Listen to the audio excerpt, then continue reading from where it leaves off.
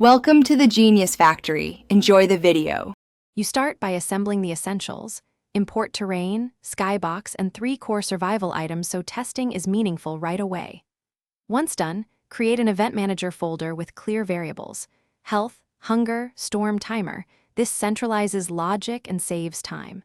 You also set respawn and gravity values to match intended difficulty and place initial spawn pads near resources. Make sure to tag assets consistently. Consistent names prevent scripting errors later and let you iterate quickly without hunting for. You now build the storm scheduler, a loop that picks random intervals and durations, applying an intensity multiplier to scale effects.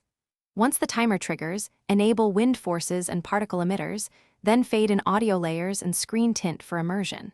You also script direct player impacts, stamina drain, item durability loss, and short blindness, so storms feel dangerous. Make sure to separate visual effects from game logic. Decoupling keeps performance steady and lets you tweak visuals without breaking mechanics. You finish by running focused playtests, solo, small group, and stress tests that reveal edge cases. Once done, balance resource spawn rates, storm frequency, and difficulty curves to ensure progression feels fair.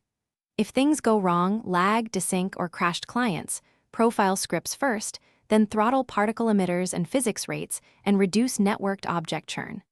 Make sure to log events to the event manager so you can reproduce issues. Good logs make troubleshooting fast and keep players in the game.